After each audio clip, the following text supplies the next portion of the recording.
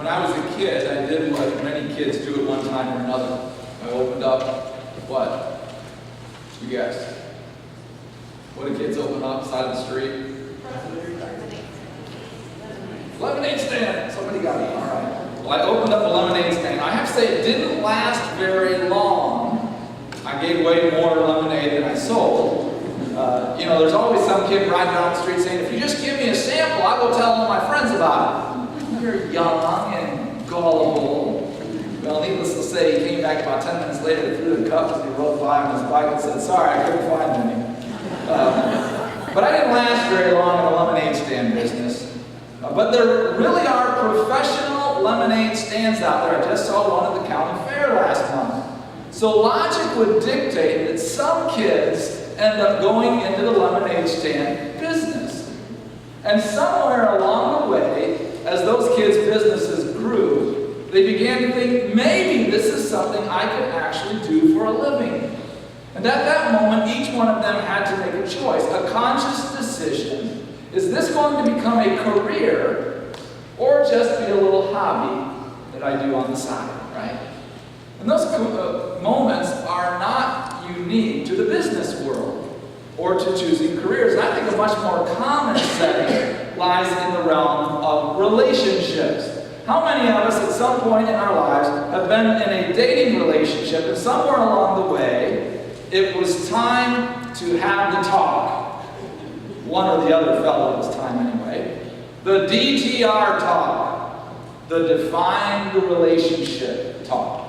I remember when I was at that point in my relationship with Kevin, after initially meeting on the internet in the early days of the internet, and having gotten to know each other gradually over more than a year, meeting each other individually a number of times along the way, she was beginning to wonder if I was ever going to take it to the next level and move from being just friends to officially boyfriend and girlfriend.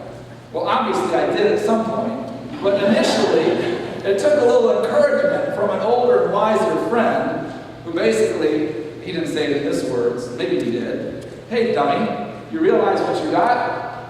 Don't wait too long.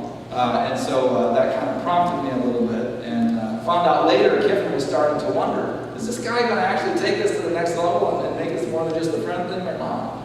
So it's interesting. But we have those choices in our lives. Well, over the next several weeks or so, we're going to have the opportunity to reflect and to examine our relationship with Jesus. Now, for some of you, the church and Christianity may be kind of a new thing. Maybe a little bit more like a first date in relationship terms.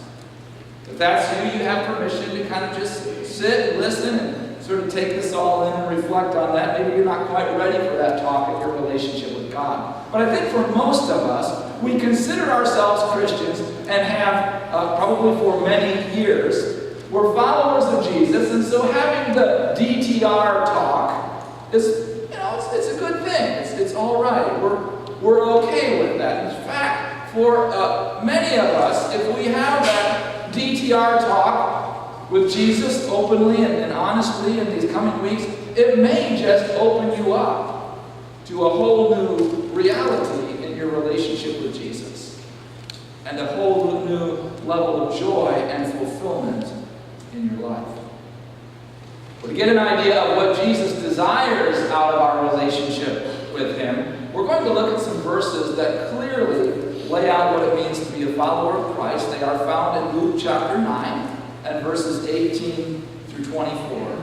So hear these words from the Word of God. Once, when Jesus was praying alone with only the disciples near Him, He asked them, "Who do the crowds say that I am?" And they answered, "John the Baptist, but others, Elijah, and still others, one of the ancient prophets has arisen." And He said to them, "But who do you say that I am?"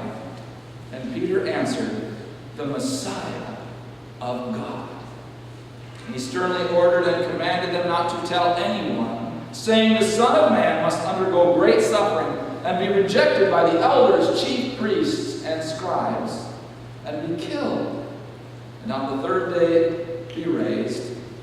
And then He said to them all, "If any want to become my followers, let them deny themselves and take up their cross daily and follow me. For those who want to save their life will lose it, and those who lose their life for my sake will save it. The word of God for the people of God. Thanks be to God. Well, I think deep down, many of us welcome this DTR talk because there's a part of us that always seeks, really wants to go deeper in our relationship with God. We want to be closer to the Creator who loves us and made a relationship with us possible through Jesus Christ.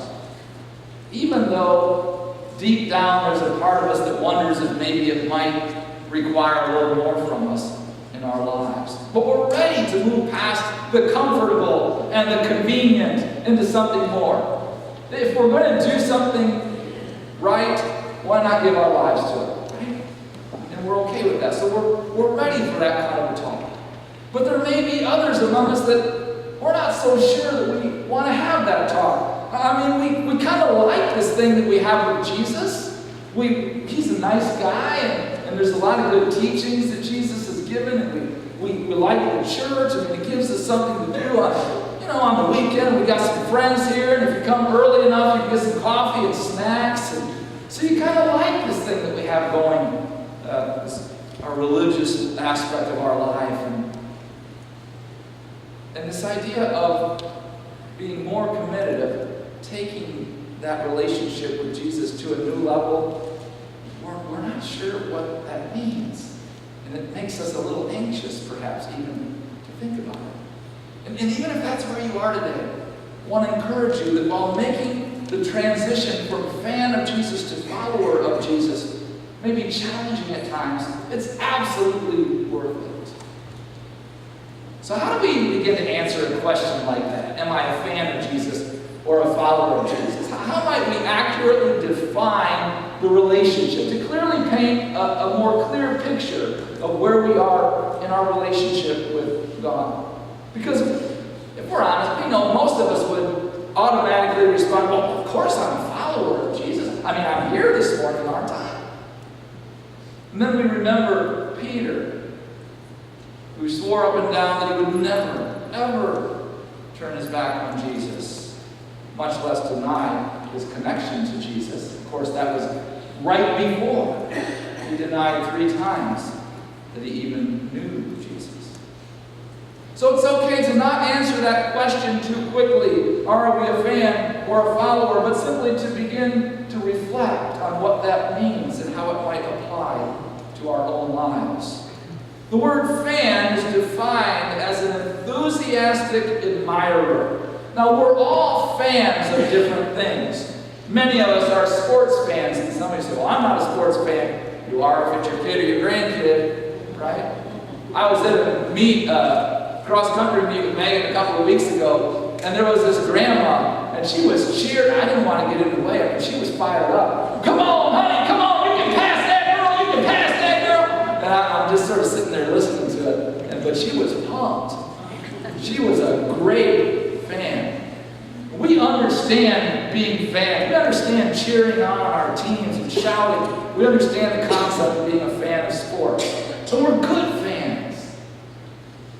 And it's really easy to come together once a week and be fans of Jesus for an hour or so and sit in our seats and read our programs and stand up at the appropriate times and sing at the appropriate time, maybe even clap our hands and close our eyes and say the right words. And maybe we even say amen or hold a hand up once in a while. We're really getting in the spirit. And then we get in the car and perhaps we evaluate the message. We kind of give the service and the song selection and how this was done or that was done, a thumbs up or a thumbs down. And we come back and we do it again the next week. And being a fan can feel pretty good. It really can. We can feel good about being great admirers of Christ, enthusiastic admirers of Christ.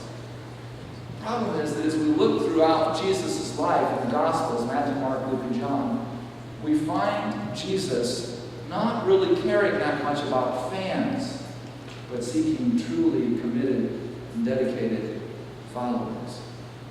And if we're willing to be be honest with ourselves and enter into these next few weeks or so together, just searching our hearts and striving to define the relationship, what really exists between us and Jesus.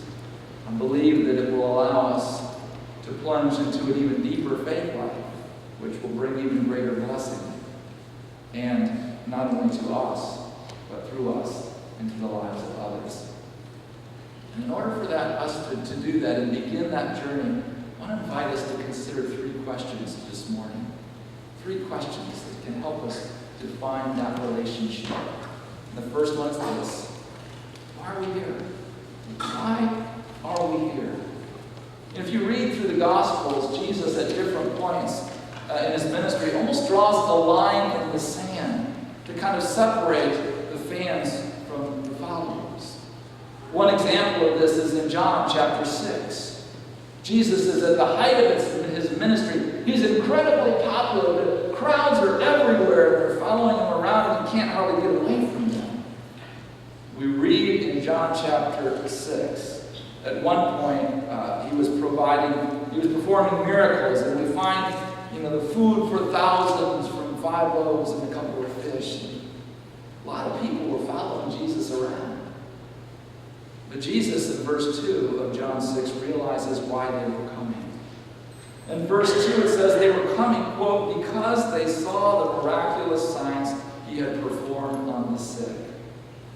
The main reason the crowds were showing up was because of the spectacle. They didn't care so much about Jesus' teaching, about the life lessons that he was inviting them to consider, and he was challenging them some way. They were there for the show, the free food, probably hanging out with some friends, and just sort of seeing what was coming up next. Why are we here? What is our because? Is it because we like the free food or the coffee? Is it because we think the seats are comfortable, or maybe we enjoy the music? Is it because we've got some friends here, and that's an important part of the church, that friendship and socializing? Those are all great things. But if at some point we're going to seek to understand, are we really followers and not just fans? And we've got to begin to ask, why are we here? Why are we really here? A little further down in John chapter 6, we find one of these opportunities for the fans to kind of make that call as to whether they're really with Jesus or not. He challenges them to a deeper and more intimate relationship with him, to be really serious about being his follower. And as a result, in verse 66, here's what we read. From this time, many of his disciples, not the 12, but there's a whole lot of people following him around, remember? Many of his disciples turned back and no longer followed him. A lot of those who were following Jesus around went home because Jesus said, let's define what we've got here, what this is really all about. And what he offered them wasn't what they wanted. What are we really here for? Is it the music? Is it the warm fuzzies that we feel when we hear the beautiful organ or the choir sing? Again, these aren't bad. These are wonderful ways that God expresses himself to us. But I would suggest that Jesus wants us here ultimately because he wants to have a deeper relationship with us. He wants us here because he wants to know us more. And he wants to get closer to us. I think he wants us to be here ultimately because we desire to have a deeper relationship with him and to figure out how to extend that relationship to others in our world who may not currently be in a relationship with him. So why are we here?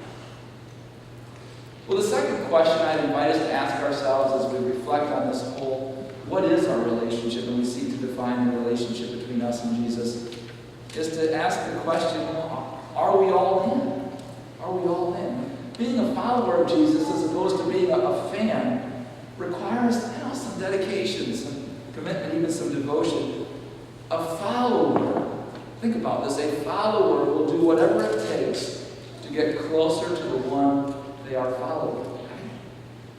And the follower of Jesus, Jesus calls to be loyal, not to me, not to some leader in the church, but to be loyal to him and completely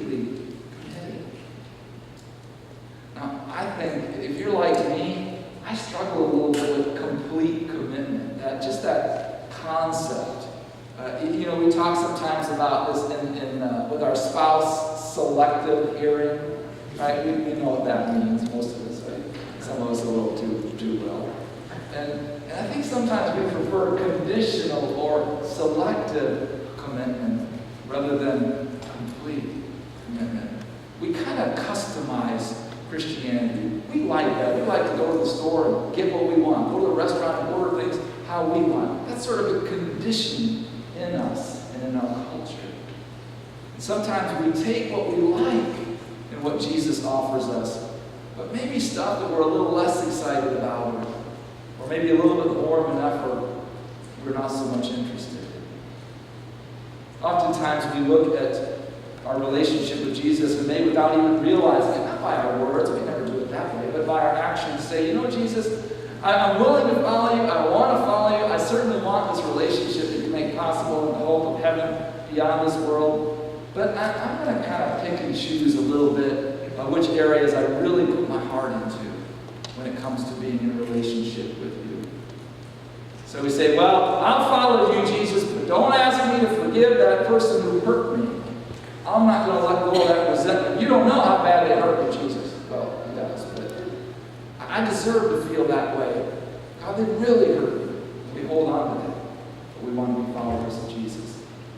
Or maybe we say, you know, I'll follow you, Jesus, but there's some of these things in the Bible that you teach about, you know, the ways you would desire for us to live that I'm not so sure about. I wrestle with some of those, God. Maybe it's, I'll follow Jesus, but don't talk about money. I don't want church, don't ever talk about money. I work hard for that money, and you do. But that's an area that the Bible speaks to, right? Or maybe I'm open to whatever you want, God, so long as it doesn't involve change. Right? Let's be honest, that's when we're all sort of wrestling a little bit with being in this whole MCCI thing and figuring out, God, where are you leading us and what does that look like? It's okay to be honest about that. But it's this customized Christianity that says, well, I'll follow you, Jesus, but only in areas that I am comfortable, only in areas that I agree with, and only so far. I'm a Christian, but I'm not sure I'm ready to go all in. And then Jesus invites us to consider that being a follower of Christ, as opposed to being a fan, does not allow for selective commitment. It's just not a possibility. He doesn't give us kind of the ability to barter and finagle, even though sometimes we do. When we decide to become a follower of Jesus, of course, we're all on a journey, and, right? We're in different places, and sometimes it looks more like this, right, than this. And that's a part of being human. And Jesus challenges us, I love you, I want to be in a relationship with you, but I'm calling you to be all in that relationship. Followers desire to be all in. We don't always live up to it, but we desire to be all in. Fans, you know, maybe we aren't so sure. Why are we here?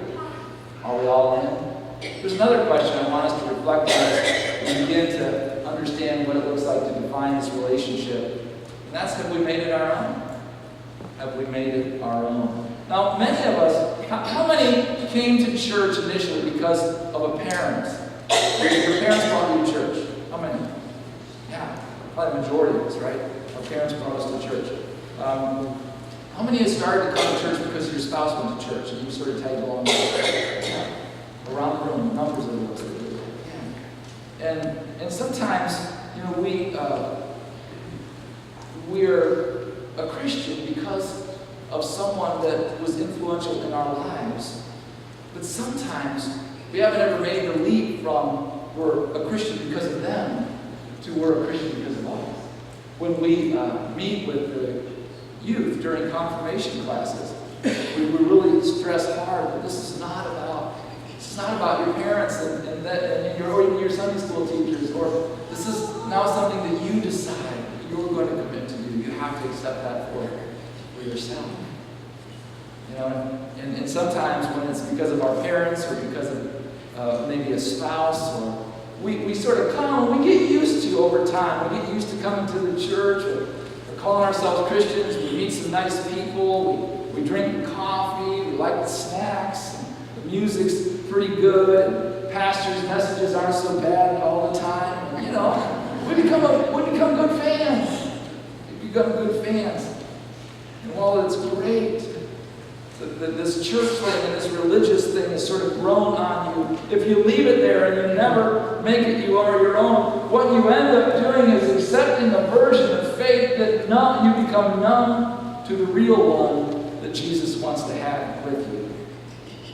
And your relationship with God becomes about showing up once a week in church and singing a couple of songs and saying a little mealtime prayer. None of which really requires any sort of change or sacrifice of what it means to become more like Christ. And I want to challenge us. Jesus isn't looking for a relationship between you, your mom, and him. He's not looking for a relationship between you, your spouse, and him. Or whoever introduced you to church or to God. He's grateful for them, and so should you be. But he is looking for a meaningful, close, and joyful relationship with you. Why are you here? Are you all in? Have you truly made it your own? What does it mean to be a follower of Jesus versus a fan? And what are we? Fan or follower? I don't even want you to try to answer that question this morning, although most of us would probably answer and know what we are pretty confident what we think. Today I want us to begin a conversation to reflect on what it means to be a follower of Jesus, but I do want to give you some homework. I encourage us to ask each morning, do my attitudes and actions reflect a follower of Jesus or a fan of Jesus? And do something every day. If your desire is to be a truly committed follower of Jesus, then try to do something every single day that you believe is reflective of a follower, a truly committed follower of Christ. And be praying that no matter where we are in our spiritual journey, God will help us to draw closer to Christ and even more fully live out what it means to be in relationship with Jesus. May we pray. Dear God, thank you so much for your presence in our lives. Thank you, God, that you loved us enough to make possible a relationship with you, the God who created the universe, through your Son, Jesus Christ, and his sacrifice on the cross. That relationship is possible. God, may we never settle for so-so in our relationship with you. May we always seek to be going deeper and to live out more fully what it means to be a follower of Jesus, believing with all our heart that that is not only the way to allow you to work through us in the greatest way, but that is the way that we are able to experience the greatest joy and fulfillment in life. God, may we be followers, not fans. In Jesus' name.